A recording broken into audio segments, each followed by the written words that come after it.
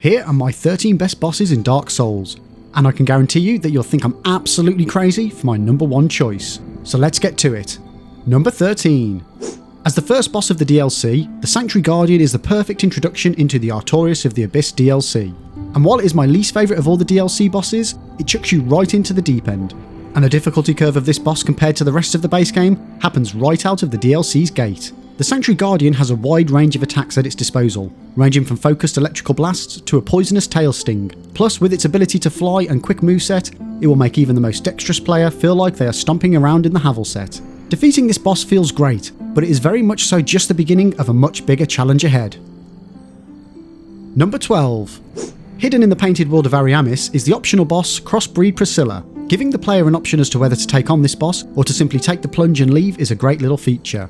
The boss itself, in my opinion, is very easy to defeat. However, that doesn't take away from my overall enjoyment of the fight. That first moment where she vanishes and you're like, sorry what? To then get spanked out of nowhere is a great little adrenaline kick. Then, spotting her footprints in the snow with the realisation of, oh, this is how I do it, then fills you with a burst of anticipation at taking on this invisible enemy. Overall, I love the mechanics and visual of this boss, but with 2020 hindsight, I really wish they had done more to up the ante with it. Luckily though, later on down the Dark Souls timeline, we learnt that Crossbreed Priscilla crawled so that Sister Frieda in Dark Souls 3 could run. Number 11. Onto what is possibly the most heart-wrenching fight in the whole of Dark Souls history, Great Grey Wolf Sif is not only mine but a fan favourite. Her intro cutscene shows us a mourning pooch willing to protect her master's grave at all costs. The fight itself isn't about overcoming a deadly enemy, but more battling with our own emotions, as we are forced into sapping away what little life this loyal companion has remaining. The further the fight progresses, the more Sif starts limping about and fumbling her attacks, which makes every hit you take make you feel like the worst hollow in town. After the fight is all said and done, the only question is, was it worth the burden on your soul? Number 10.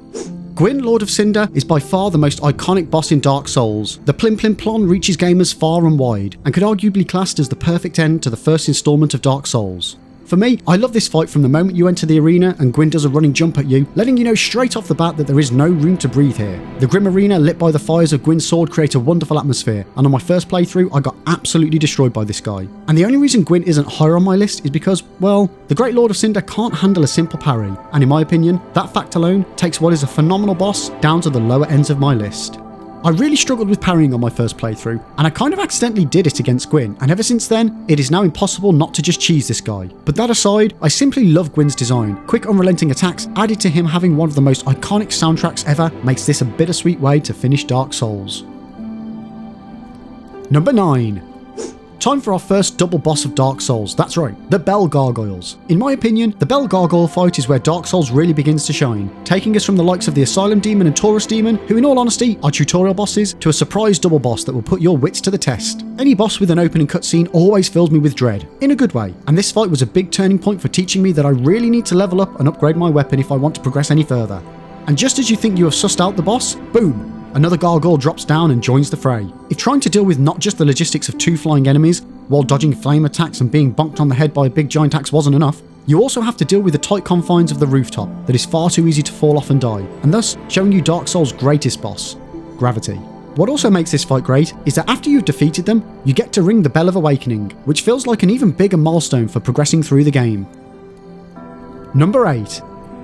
After surviving the poison swamps of Blighttown, you finally make some progress and get to do battle with the Chaos Witch Quag. And boy, what an epic fight this is. Both the Beauty and the Beast, Quag is a fiery spider demon who not only hits hard, but can also cover a lot of ground quickly. Couple this with her spewing deadly lava all around, making traversing the area a nightmare, and her fast flaming sword. It really does make this a great test of all the skills you have gained so far in the game. Patience is key with this fight, as one wrong step or dodge and you will soon meet your maker.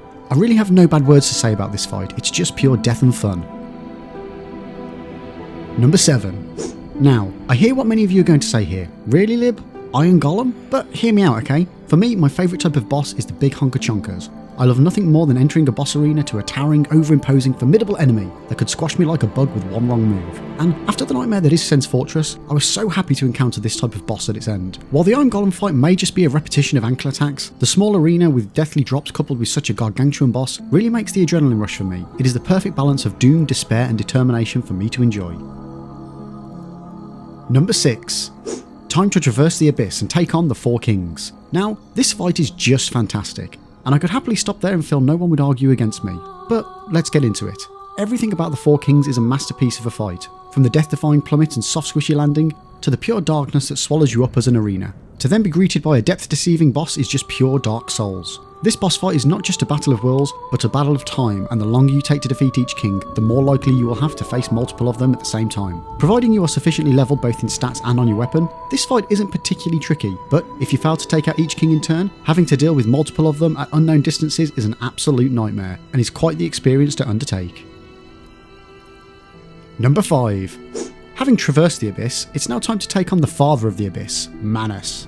And no, I didn't just put Manus next so I could use that line, honest. Manus, Father of the Abyss, is the final boss of the DLC, and what puts Manus in my top 5 is not only his epic intro, dread-inspired visual design, but his sheer variety of attacks.